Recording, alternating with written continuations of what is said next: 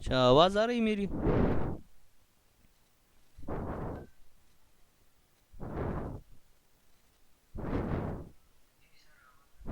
अच्छा, बाज़ का थोड़ा सा मसला हो जाता है। अभी भी लिंक कैंसिल हो गया तो दोबारा रीजॉइन करना पड़ा।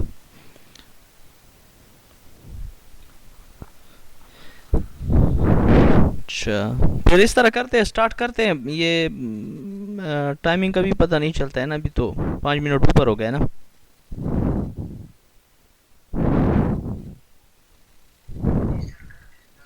ठीक है जी, सही है।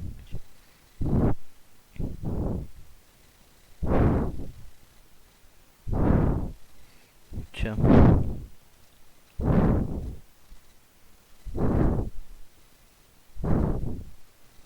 स्क्रीन नज़र आ रही है सबको?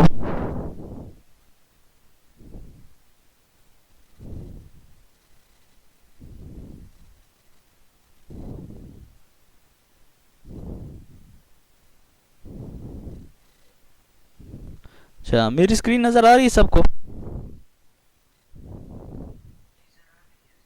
अच्छा जी। अच्छा, तो फिर कंटिन्यू करते हैं। अच्छा, आज का जो लेक्चर है वो लेक्चर नंबर 8 है, वीक 8 का। तो इसमें थोड़ा सा आपका जो कोर्स कंटेंट है ना, वो आपको थोड़ा सा अगर मैं बताता चलूँ तो कोर्स कंटेंट में अभी तक हमने तकरीबन 8 लेक्चर कवर किए हैं।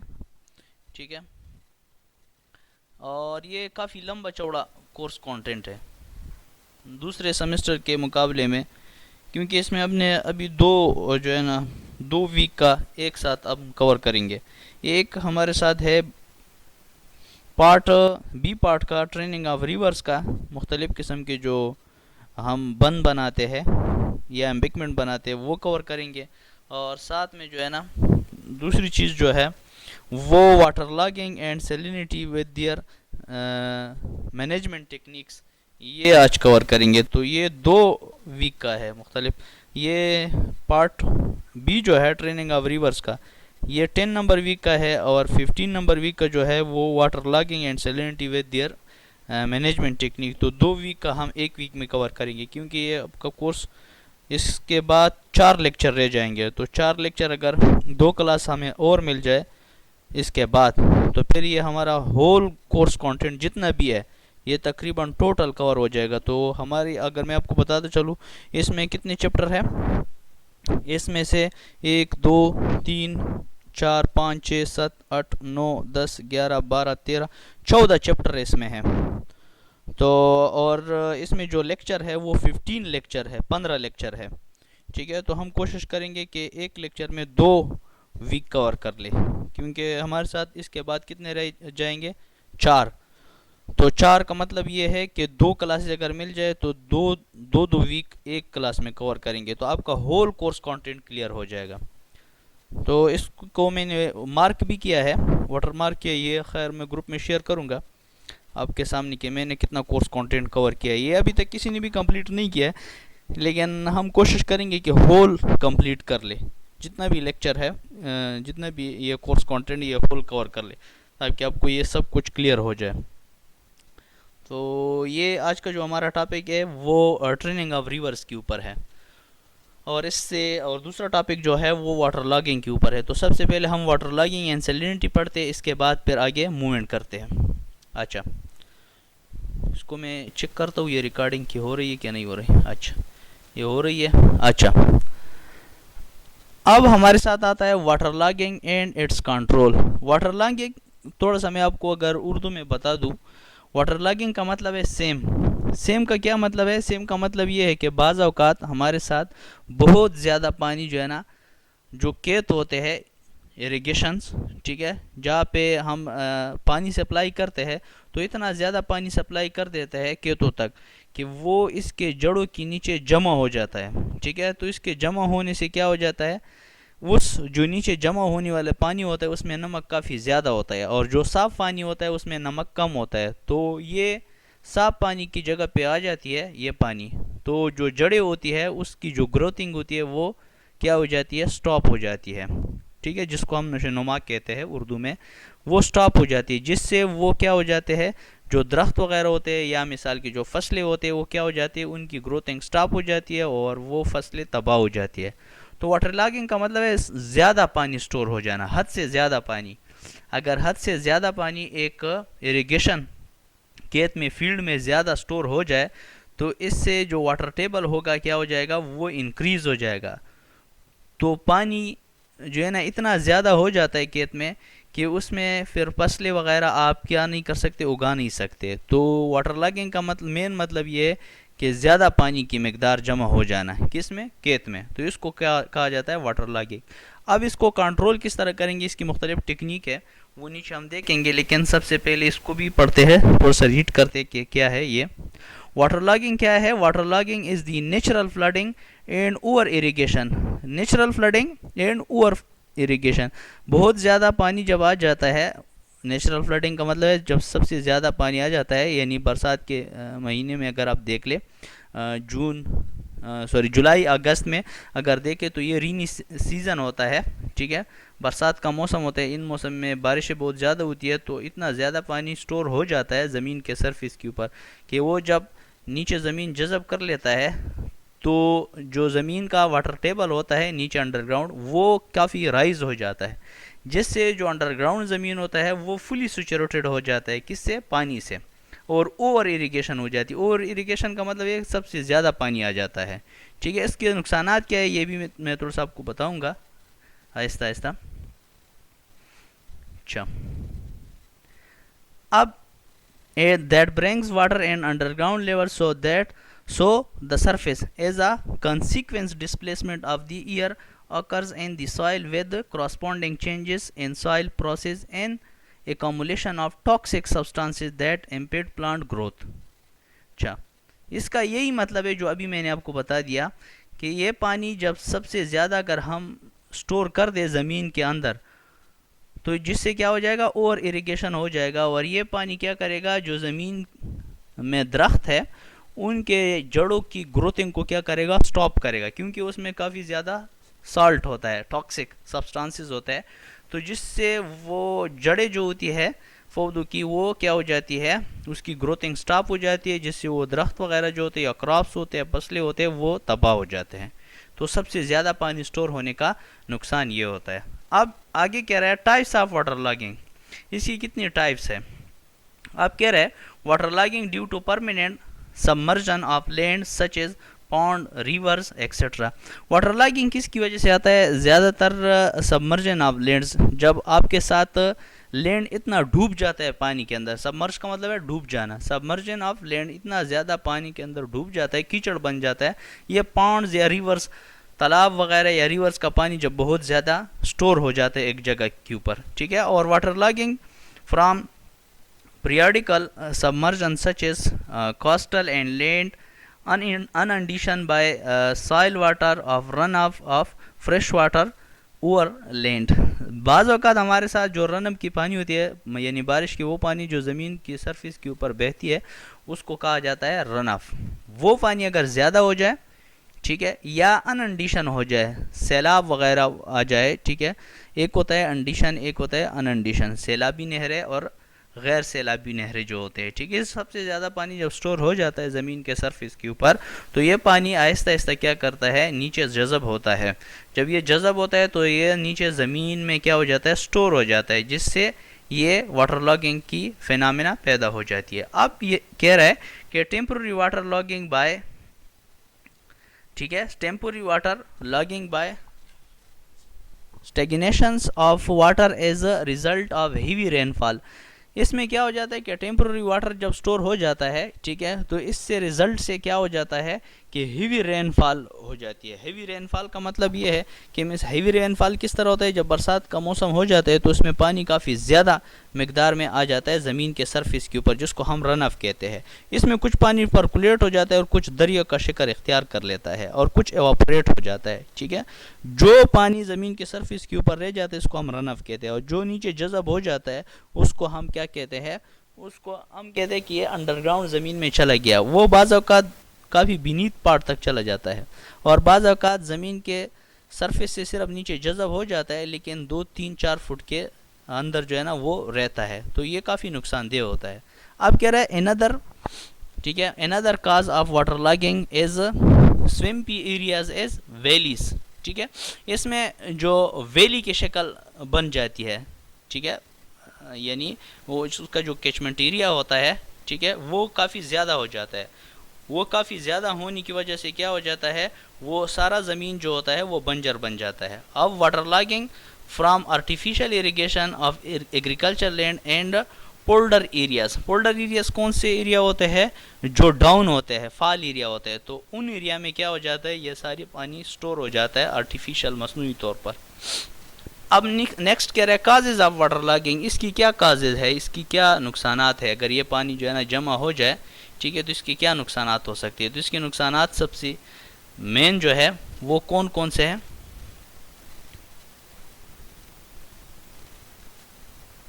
अच्छा, सबसे मेन नुकसानात जो है इनएडिक्वेट सरफेस ड्रेनेज, इसमें इनएडिक्वेट नामुनासिब सरफेस ड्रेनेज होती है, यानी सरफेस ड्रेनेज पानी जो है ना बहता नहीं है बल्कि जज़ब होता है, ठीक है। सीपेज फ्राम कैनाल सिस्टम, बाज़ औक़ात कैनाल की लाइनिंग जो हम करते हैं वो साइड जो होते हैं वो मिट्टी के होते हैं, तो वो उससे पानी क्या करता है, सीप करता है, बाहर की तरफ आ जाता है, जिससे बाहर वाली ज़मीन जो होती है वो भी इसकी जद में आ जाती है। अब ओवर इरिगेशन ऑफ फील्ड, जब पानी अब काफ़ी ज़्यादा प्रोवाइड करेंगे फील्ड में, खेत में, तो उससे भी ये जो है ना वाटर लॉगिंग आ सकती है। और impermeable clay layer below the soil, जब ज़मीन के नीचे इम्परमेबल लेयर हो, इम्परमेबल लेयर वो लेयर होती है जो जिससे पानी पास आउट नहीं हो सकता है, अगर वो हो तो उससे पानी क्या हो जाएगा, रिटेन हो जाएगा, तो उससे भी ये वाटर लॉगिंग पैदा हो सकते हैं। कंस्ट्रक्शन ऑफ वाटर रिजर्वायर, अगर आप रिजर्वायर कंस्ट्रक्ट करेंगे, कोई टंकी बनाएंगे या कोई ऐसे स्ट्रक्चर बनाएंगे जिसमें आपने पानी स्टोर करना है, तो उससे भी सीपेज वगैरह हो सकती है, उससे भी ये वाटर लॉगिंग का फिनोमेना पैदा हो सकता है। Natural obstruction to the flow of ground water, बाज़ औक़ात नेचुरल ऑब्स्ट्रक्शन आ जाती है, कोई पहाड़ आ जाता है या कोई ऐसी रुकावट आ जाती है जिससे पानी पास आउट नहीं हो सकते, तो उससे भी ये वाटर लॉगिंग हो सकता है। इसके बाद इफ़ेक्ट ऑफ वाटर लॉगिंग, इसकी क्या इफ़ेक्ट हो सकती है ज़मीन के ऊपर। Inhibiting activity of soil bacteria, इसमें मुख्तलिफ़ किस्म के ऐसे बैक्टीरिया पैदा हो जाते हैं, नीचे जो बैक्टीरिया होते हैं ज़मीन के नीचे जो पौधों की ग्रोथिंग करता है, वो क्या हो जाता है, ये साल्ट वाला पानी जब जड़ों के अंदर जज़ब हो जाता है, जिससे जो ऑक्सीजन की मकदार हो जाती है वो कम हो जाती है, तो ऑक्सीजन की मकदार कम होने की वजह से जो बैक्टीरिया होते हैं वो मर जाते हैं, जो वो जब बैक्टीरिया मर जाते हैं तो पौधों की जो ग्रोथिंग होती है वो क्या हो जाती है, स्टॉप हो जाती है। अब decrease and available capillary water, capillary water क्या हो जाती है, डिक्रीज़ हो जाती है, पानी नीचे से ऊपर तक चढ़ता नहीं है, ठीक है। और फॉल एंड सॉइल टेम्परेचर, ठीक है, सॉइल टेम्परेचर क्या हो जाता है, नीचे गिर जाता है, यानी और पानी जज़ब नहीं करता है। डिफेक्टिव एयर सर्कुलेशन, एयर की जो सर्कुलेशन होती है वो भी डिफेक्टिव हो जाती है, ख़राब हो जाती है। और राइज ऑफ साल्ट, अब जो नमक होती है वो क्या हो जाती है, राइज ऑफ हो जाती है, हाइट पे आ जाती है। नेक्स्ट है डिले इन कल्टीवेशन ऑपरेशन, जो आप काश्त वगैरह करते हैं, काश्तकारी करते हैं, वो भी डिले हो जाती है, उसमें भी जो है ना क्या हो जाता है, वो प्रॉपर तरीके से आप नहीं परफॉर्म कर सकते हैं। Growth of flora, unwanted plants आ जाते हैं, यानी ज़मीन के सरफेस के ऊपर खेतों में ऐसे दरख्त आ जाते हैं जो सूटेबल नहीं होते हैं। Adverse effect of community health, ठीक है, इंसानी सेहत के ऊपर बुरे असरात मुरतब हो जाते हैं। Less availability of oxygen, oxygen की कमी हो जाती है, जिस तरह मैंने आपको बता दिया कि ये साल्ट वाटर जब आ जाता है तो साल्ट वाटर की वजह से ऑक्सीजन में कमी आ जाती है। नेक्स्ट हमारे साथ है measurement to control water logging, अब इसको हम किस तरह कंट्रोल करेंगे, यानी इसको हम किस तरह ख़त्म कर सकते हैं वाटर लॉगिंग को, ठीक है। तो प्रोवाइडिंग एफिशिएंट सरफेस ड्रेनेज, अगर हम प्रॉपर नाली वगैरह बनाएंगे, प्रॉपर जो है ना पानी को एक जगह से दूसरी जगह तक जब हम ट्रांसफ़र करते हैं प्रॉपर तरीके के साथ ट्रांसफ़र कर ले, तो ये फिनोमेना कभी भी पैदा नहीं होगा, क्योंकि ये पानी नीचे ज़मीन की जब नहीं होगा तो इसलिए फिनोमेना भी पैदा नहीं होगा। Reducing percolation, the slow passage of liquid through a filtering medium from the canal, canal से अगर हम प्रॉपर इसकी लाइनिंग कर दे, पक्का कर दे, इससे पानी जो है ना फिर बाहर नहीं आएगा। जब पानी बाहर नहीं आएगा तो हमारे साथ ये स्लो पैसेज वगैरह नहीं होगा, यानी पानी आहिस्ता आहिस्ता किसी नहीं आएगा, बिल्कुल कंट्रोल हो जाएगा, ठीक है। तो जिससे वो बाहर वाली ज़मीन जो होगी वो महफूज हो जाएगी। रिस्ट्रिक्शन ऑफ अनवांटेड इरिगेशन, अगर हम पाबंदी लगा दें अनवांटेड इरिगेशन के ऊपर ऐसे पानी प्रोवाइड ना कर दे या ज़्यादा पानी के तो तक प्रोवाइड ना कर दे, तो इससे भी ये कम हो सकता है। Adoption of sprinkler method for irrigation, sprinkler in spray का मेथड अगर हम इख्तियार कर ले पौधों को पानी देने के लिए, स्प्रे का मेथड हम तो जो है ना चैनल के ज़रिए, वाटर कोर्स के ज़रिए देते हैं ना, उससे काफ़ी ज़्यादा पानी जो है ना उसको मिल जाता है। लेकिन अगर हम स्प्रे कर दें, जिस तरह हम पाइप के ज़रिए दरख्तों के ऊपर स्प्रे करते हैं, तो स्प्रे के ज़रिए से वो पानी की जो मकदार हो जाती है ज़मीन के सरफेस के ऊपर जो रहता है वो काफ़ी कम हो जाता है, ठीक है। और removing obstruction and natural drainage, natural drainage में जो ऑब्स्ट्रक्शन आता है, जिस तरह मैंने आपको बता दिया, कोई ऑब्स्ट्रक्शन आ रहा है, रुकावट आ रही है, तो उसको अगर आप क्लियर कर दे तो पानी खुद बहुत बहेगा, ठीक है, फ्लो करेगा। अच्छा, ये तो हमारे साथ ही वाटर लॉगिंग। अब वाटर लॉगिंग के बाद सैलिनिटी आती है, ठीक है। ये क्या है, ये काफ़ी जो है ना इंपॉर्टेंट है। इसको तोड़ कहा जाता है उर्दू में। वाटर लॉगिंग को क्या कहा जाता है, सेम, और सैलिनिटी को क्या कहा जाता है, तोड़, ठीक है। ये बाज़ औक़ात आपने किताबों में भी पढ़ोगे, ये 6-7 की किताबों में आता है, सेम और तूर की तबाकारियाँ, ठीक है। तो ये सैलिनिटी इसके बाद आ जाता है। सैलिनिटी अब क्या है, if the concentration of harmful salt in the root zone of plant increase to such on extent that plants growth is affected, this situation is called salinity।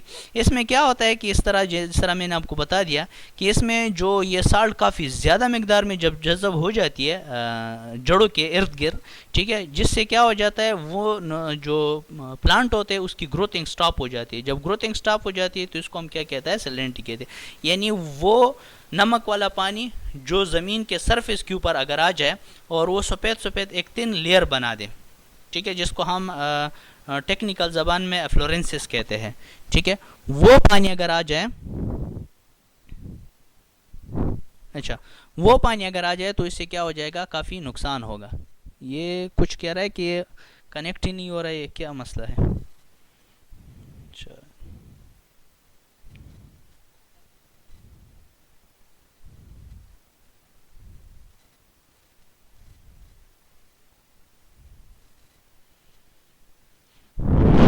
अच्छा, तो सैलिनिटी बेसिकली क्या है, सैलिनिटी बेसिकली ये है कि आपको ये picture में भी नज़र आ रहा होगा, जो आपके साथ साल्ट होता है, नमक होता है, वो नमक अगर ज़मीन के सरफेस के ऊपर आ जाए, ठीक है, तो जिससे वो प्लांट की ग्रोथिंग स्टॉप हो जाती है, तो उसको हम क्या कहते हैं, सैलिनिटी कहते हैं, साल्ट जिसको कहा जाता है उर्दू में। काजेज ऑफ सैलिनिटी इसकी क्या है, ठीक है, इसमें दिया है सोडियम कार्बोनेट दिया है, सोडियम, ठीक है, सोडियम सल्फेट दिया, कार्बोनेट दिया।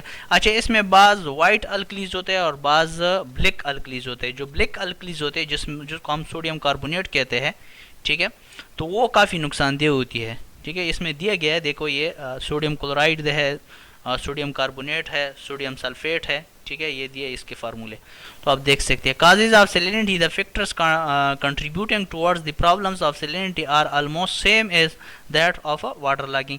जो आपके साथ सैलिनिटी है तकरीबन सेम है वाटर लॉगिंग जैसा, ठीक है, वाटर लॉगिंग जैसा ही होता है।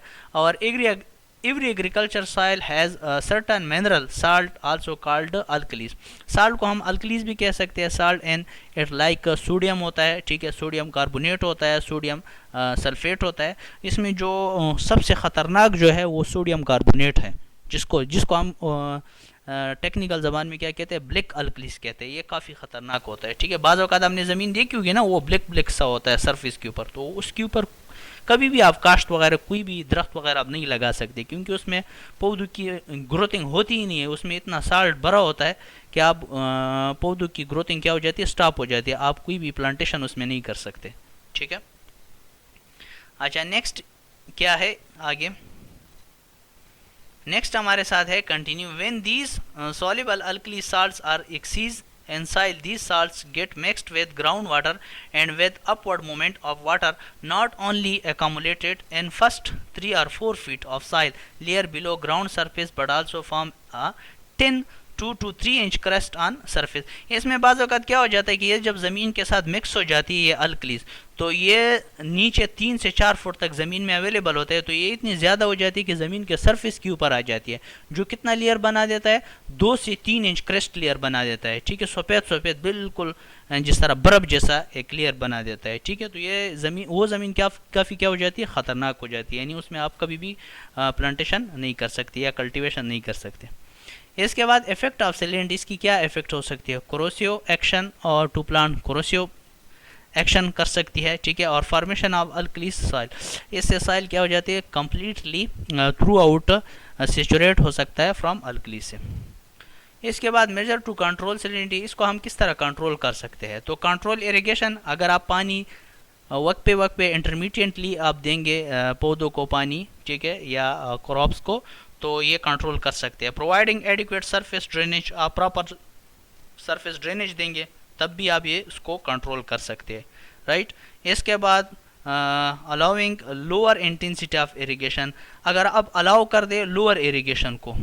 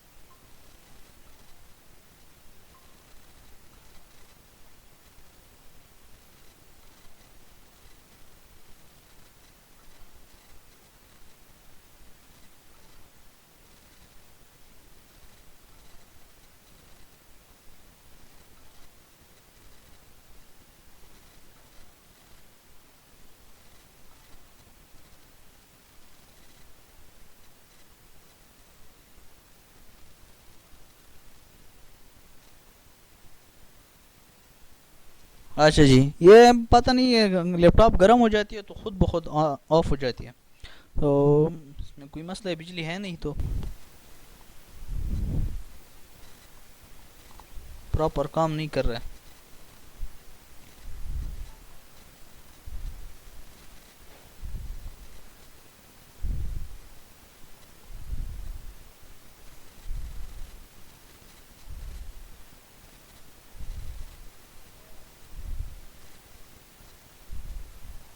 अच्छा, आवाज़ सबको आ रही है?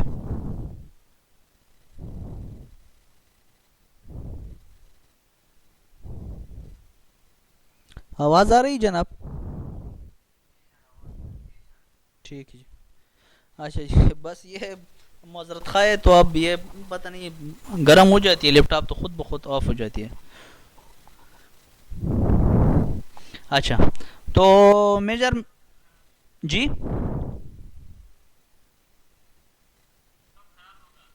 नहीं लैपटॉप में तो कोई मसला नहीं है, लेकिन ये सिग्नल वीक हो जाती है ना, और दूसरी बात यह है ना कि गर्मी भी है, तो इतना फास्टली तो काम नहीं कर सकते है ना, तो बहरहाल चलो गुजारा करेंगे, कोई मसला नहीं है।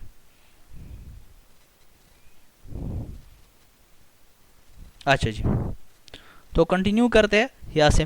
कंट्रोल इरिगेशन है, ठीक है, ये आपको बता दिया। अच्छा, प्रोवाइडिंग एडिक्वेट सरफेस ड्रेनेज ये भी बता दिया, ठीक है। Allow lower intensity of irrigation ये भी बता दिया। रिड्यूसिंग सरफेस एवापोरेशन, अच्छा रिड्यूसिंग सरफेस एवापोरेशन अगर हम कर दे, जो पानी उड़ रहा है यानी ज़मीन से नीचे से, ज़मीन के सरफेस से जो पानी उड़ रहा है, ठीक है, या एवापोरेट हो रहा है, ठीक है, या पौधों की पत्तों से जो ट्रांसपायरेट हो रहा है, ठीक है, तो वो पानी को अगर हम कंट्रोल कर दे तो इससे भी जो है ना ये फिनोमेना कंट्रोल हो सकता है। Not using alkalis water for irrigation, पर अगर हम नमकीन पानी इस्तेमाल ना कर दे उसके लिए खेतों तक, ठीक है, या इरिगेशन के लिए, तो इससे भी हम ये कंट्रोल कर सकते हैं, ठीक है। अच्छा, नेक्स्ट जो हमारे साथ है ये आप देख सकते हैं इन इमेज ऑफ रिवर, ठीक है। अच्छा, इसके बाद ये नेक्स्ट शुरू हो गया, नेक्स्ट टॉपिक हमारा न्यू टॉपिक शुरू हो गया। ये तो हमारे साथ ख़त्म हो गया, वाटर लॉगिंग और सैलिनिटी और देयर मैनेजमेंट टेक्निक, ये कंप्लीट हो गया। अब नेक्स्ट जो दूसरा टॉपिक है वो किसके बारे में, वो है training of reverse. Training of reverse नाम से ज़ाहिर है, ट्रेनिंग ऑफ रिवर्स का मतलब ये है कि मिसाल के तौर पर ये दरिया है, आपको ये डायग्राम में नज़र आ रहा होगा, ये इस तरह ये पानी जा रहा है, इसका पानी, ठीक है, ऐसे फ्लो कर रहा है, मेंडरिंग जैसा, ये साम जैसा ये फ्लो कर रहा है, इसको मेंडरिंग शेप कहा जाता है इंग्लिश में, ठीक है। तो ये पानी फ्लो कर रहा है, तो ये पानी फ्लो करने से जो इर्द गिर्द के जो एरिया है, सराउंडिंग में जो एरिया है, ये डिस्टर्ब हो सकती है एनी टाइम। यानी ये पानी अगर टर्बुलेंस हो जाए, काफ़ी ज़्यादा मकदार में आ जाए, तो ये साइड वाली एरिया को कभी भी अफेक्ट कर सकते हैं। तो इससे बचने के लिए हम क्या करते हैं, रिवर ट्रेनिंग करते हैं। ट्रेनिंग का मतलब ये है किसी चीज़ को ट्रेन करना, जिस तरह हम फौजियों को ट्रेन करते हैं, ठीक है, तो फौजियों को ट्रेन करने का मतलब क्या होता है कि वो सही तरीके से फाइट कर सके। तो इसी तरह दरिया को भी हम ट्रेन करते हैं। ट्रेन का मतलब ये नहीं है कि हम पानी को कहते हैं कि इस तरह जाए या इस तरह जाए, बल्कि इसके साइड पे हम क्या करते हैं, दीवारें बनाते हैं। वो तो बेजान है, ठीक है, वो उसको तो पता नहीं है, तो हम क्या करते हैं, एक कार्नर पे या दूसरी कार्नर पे या मुख्तलिफ किस्म के स्ट्रक्चर बनाते हैं जो पानी को क्या करता है, गाइड करता है वो स्ट्रक्चर, जिससे वो एक प्रॉपर पैसेज देता है। तो ट्रेनिंग ऑफ रिवर्स का मतलब ये है कि ऐसे स्ट्रक्चर बनाए जिससे पानी एक प्रॉपर वे में क्या कर दे, फ्लो कर सके। तो ऐसे वर्क को क्या कहा जाता है, ट्रेनिंग ऑफ रिवर्स कहा जाता है। अब थोड़ा सा इसकी डिफिनीशन रीड करते हैं, देखते हैं क्या कह रहा है। अब देख सकते हैं रिवर ट्रेनिंग कंटेंट इसमें है, पर्पस इसका क्या है और इसके मेथड्स कौन कौन से हैं। तो रिवर ट्रेनिंग ये डिफिनीशन में बता रहा है कि river training includes all measures, ठीक है, river training includes all such measures are taken for controlling and regulating river flow and river configuration।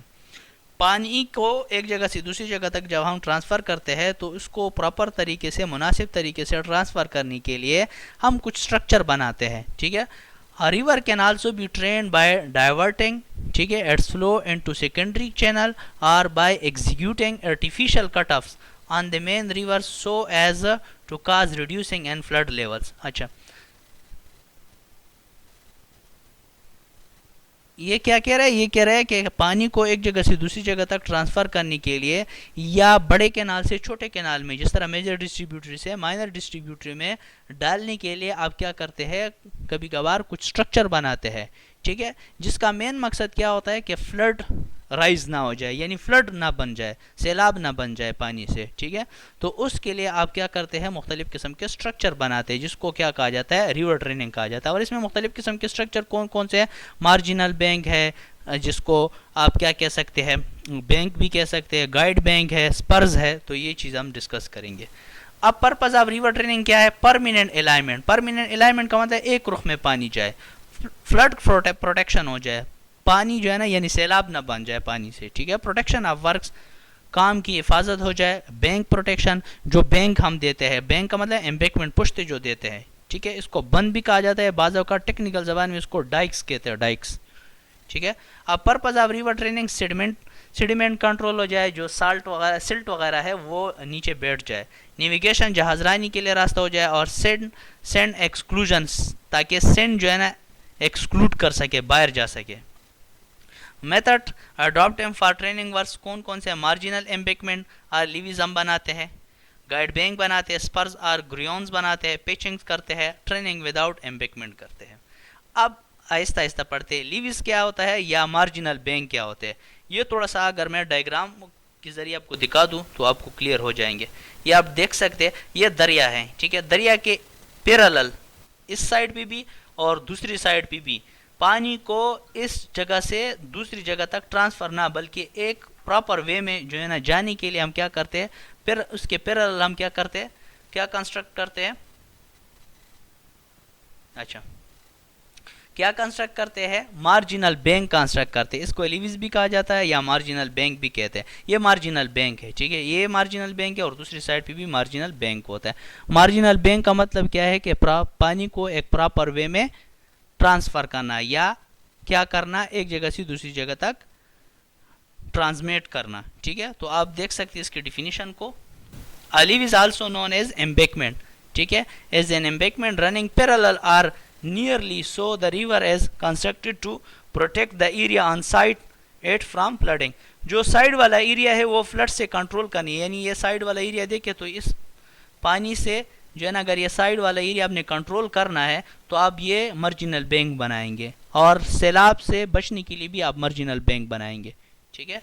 Next क्या कह रहा है, the method of constructing leaves means embankment या marginal bank on one or both sides of river on contains floods with the leeward portion as the oldest and most commonly used method of flood control। ये सबसे पुराना तरीका है और ये हम इसलिए कंस्ट्रक्ट करते हैं पानी के पैरेलल, जिस डायरेक्शन में पानी जाते हैं उसके पैरेलल हम कंस्ट्रक्ट करते हैं। The alignment of leaves for reverse is decided by the location of important cities. जो हम अलाइनमेंट इसकी करते हैं वो डिपेंड करता है इसके इर्द गिर्द के एरिया के ऊपर, ठीक है। और industries and other areas along the river which need to be protected against flood. इसके जो इर्द गिर्द वाले एरिया होते हैं, ठीक है, इस साइड पे जो घर होते हैं या जो भी एरिया होते हैं या इंडस्ट्रीज होते हैं उनको भी बचाता है ये गाइड बैंक या मार्जिनल बैंक, सही है। नेक्स्ट क्या रहा है, closely spaced leaves will be very high and hence messy and uneconomical। Close अगर आप कंस्ट्रक्ट कर दे इसके बिल्कुल क्लोज तो ये काफ़ी हेवी भी आप बनाएंगे और दूसरी बात ये कि इसके ऊपर काफ़ी ज़्यादा खर्च आता है, ये अनइकनॉमिकल होते हैं, ठीक है। तो ये आपके साथ क्या थे, मार्जिनल बैंक थे, ठीक है। नेक्स्ट हमारे साथ है गाइड बैंक, ठीक है। गाइड बैंक क्या होता है, गाइड बैंक आप थोड़ा सा अगर डायग्राम में देखेंगे तो आपको क्लियर हो जाएगा। ये डायग्राम में गाइड बैंक है, ये आपके साथ गाइड बैंक है, इसका कंप्लीट स्ट्रक्चर है। अ ड्राइंग ऑफ गाइड बैंक, ये कंप्लीट स्ट्रक्चर है। ये वही ब्रिज है, ठीक है, ये इसका डाउन स्ट्रीम करो है, ये अप स्ट्रीम करो है, ठीक है। और ये आपके साथ क्या है, ये आपके साथ गाइड बैंक है। इसको शेंक कहा जाता है, इसको हेड कहते हैं और इसको भी हेड कहते हैं। ये अप स्ट्रीम हेड है, ये डाउन स्ट्रीम हेड है। या अगर आप नीचे इस डायग्राम में देखें तो आपको ये मज़ीद क्लियर हो जाएगा। ये आपके साथ वही रिवर है, ठीक है, दरमियान में आपने डिवाइड वाल बनाया, ये स्कवरिंग स्लूस साइड है, इस साइड पे आपने कैनाल निकाला है।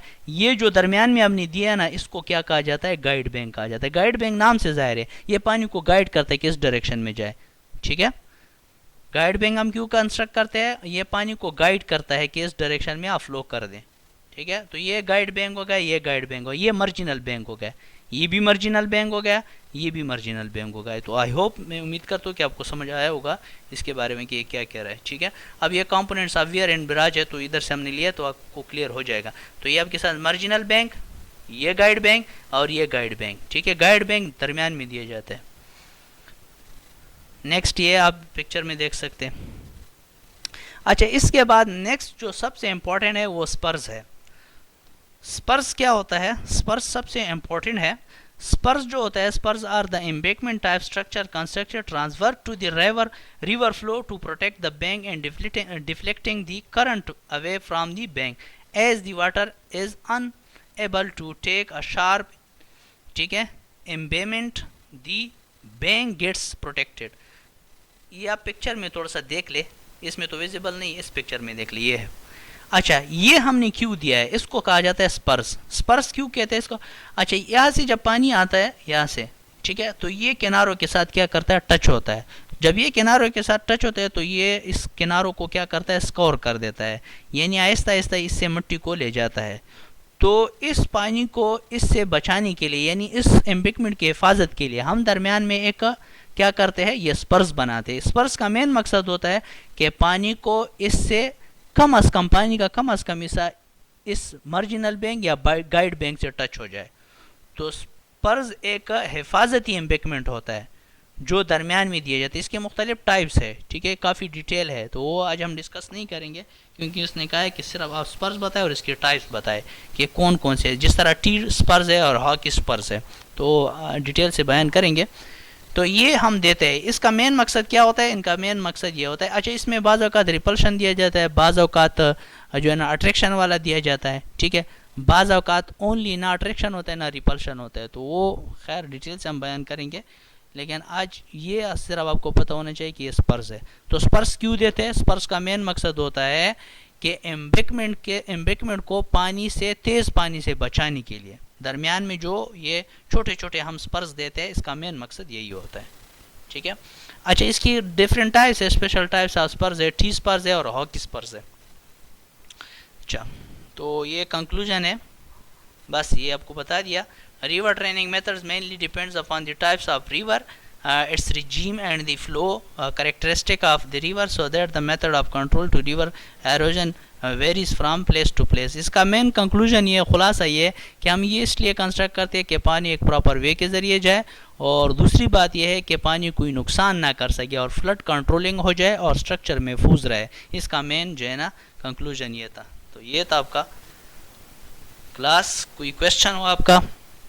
ठीक है, तो ये हो गया। हाँ जनाब, कोई क्वेश्चन है आपका?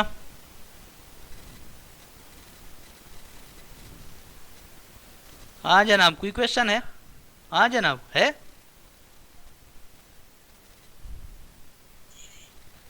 अच्छा चलो, मैं ये आपकी अटेंडेंस उधर ट्रांसफ़र कर दूँ, 1 मिनट आप सब्र कर लें।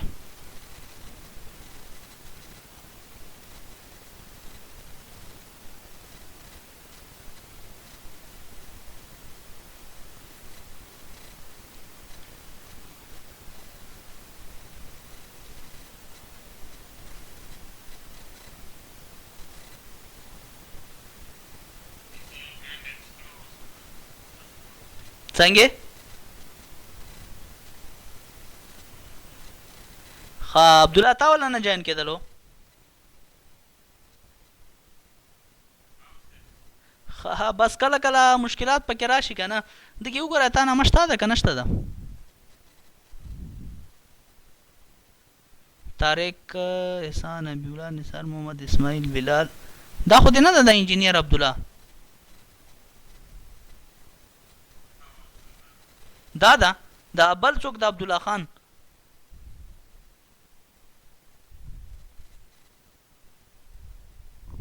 हेलो दा बल मैं चौक दा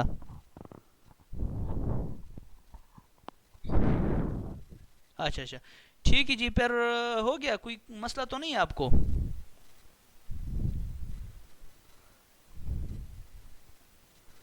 हाँ जनाब, कोई मसला तो नहीं है आपको लेक्चर में? अच्छा, ये इसकी पीडीएफ जो है ना मैंने व्हाट्सएप में भेजी है, तो वो भी आप डाउनलोड कर दें, और इसकी जितनी भी पीडीएफ मैंने भेजी है तो वो अपने साथ क्या कर दे, काइंडली अपने साथ सेव करें और 1-2 दफ़ा आप खुद भी रिपीट कर ले। कोई मसला हो तो फिर आप मुझसे कांटेक्ट कर सकते हैं, ठीक है। हम कोशिश करेंगे कि आपका कोर्स कंटेंट जो है ना जल्दी से जल्दी ख़त्म कर ले। ये आपको इसका पिक भी मैं आपको व्हाट्सअप करता हूँ कि कितना हमने कवर किया है। ये जो वाटर मार्क मैंने किया है ना, ये कम्प्लीट किया है मैंने, और बाकी जो रहता है ना ये हमसे रहता है हमारे साथ, तो ये इंशाल्लाह हम कंप्लीट करेंगे 1-2 लेक्चर में, ये भी कंप्लीट करेंगे। तो आपको मैं पिक भेजता हूँ व्हाट्सएप में, वो भी आप देख ले कि कितना हमने कवर किया है। सही है, यानी 80% 100 में से 80% कवर किया है, ये 20% रहता है, तो वो भी इंशाल्लाह हम 1-2 लेक्चर में कवर करेंगे। सही है जनाब, इस तरह बात है कि ये रिकॉर्डिंग तो वो उसने कहा है कि ये कॉन्फिडेंशियल है, नहीं आप शेयर ना करें, तो ये चीज़ तो कॉन्फिडेंशियल है ना। ये रिकॉर्डिंग हो गई और ये साथ में ये चीज़ें हो गए, ये अटेंडेंस, तो ये कह रहा है कि ये आप काइंडली शेयर ना करें। सही है, ओके जी, थैंक यू, अल्लाह हाफिज़, ओके।